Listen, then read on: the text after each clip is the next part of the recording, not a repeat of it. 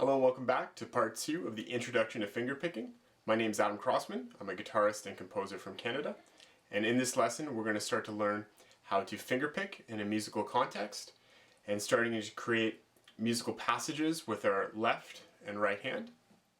In this lesson we'll learn how to play a chord progression using the chords A minor, E major, and D minor.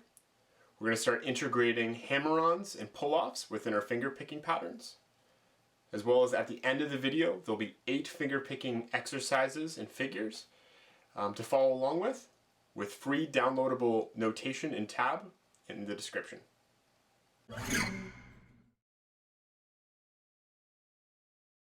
So let's go over our chords. The 3 chords in our progression are A minor, E major, and D minor. Back to A minor.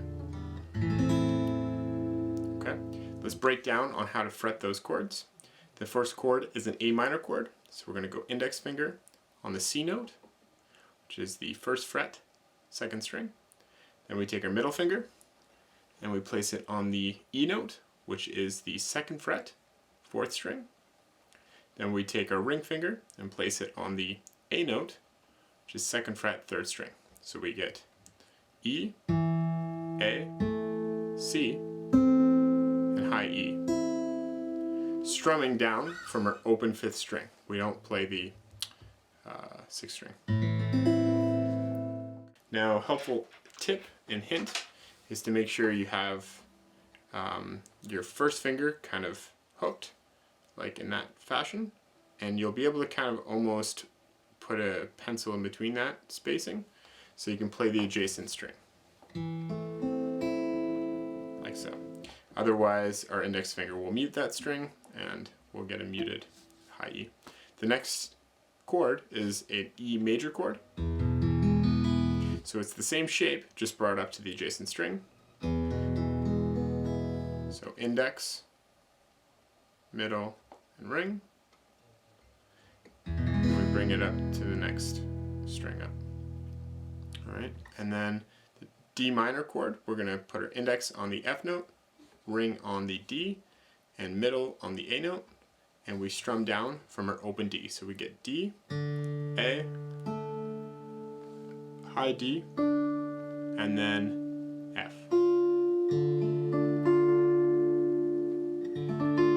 Okay, back to A minor. So there's our chord progression. So before moving on, make sure you go through these chords as arpeggios really clean.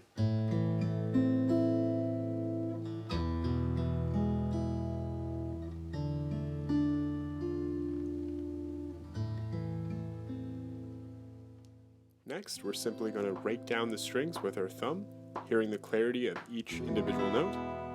We're going to want to practice transitioning our chords. You can try this at a slow tempo and then gradually increase the tempo.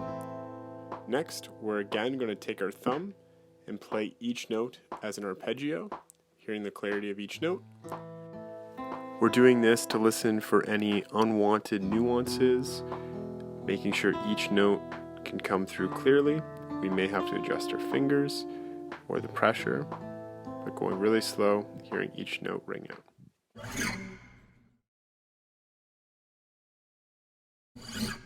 So let's break down the hammer-ons and pull-offs.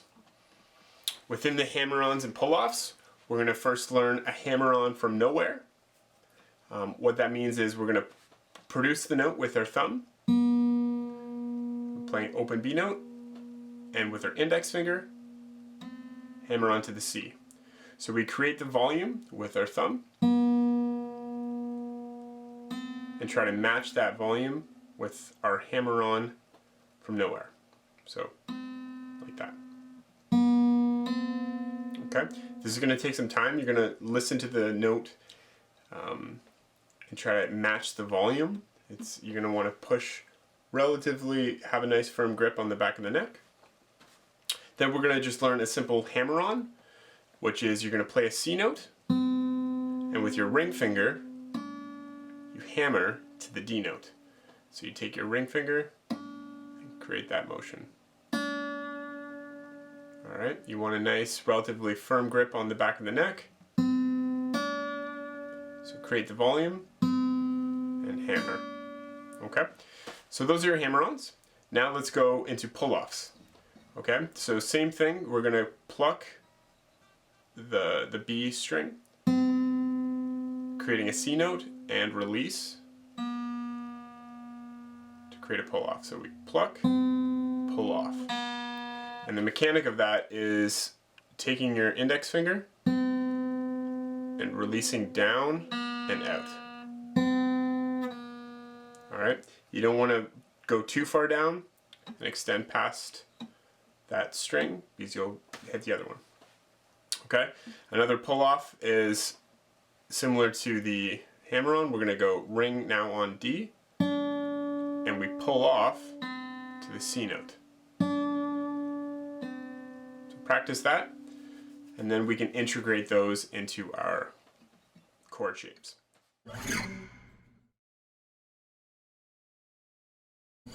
So figures 1 to 5 are going to correspond with the 5 finger picking patterns from the first video.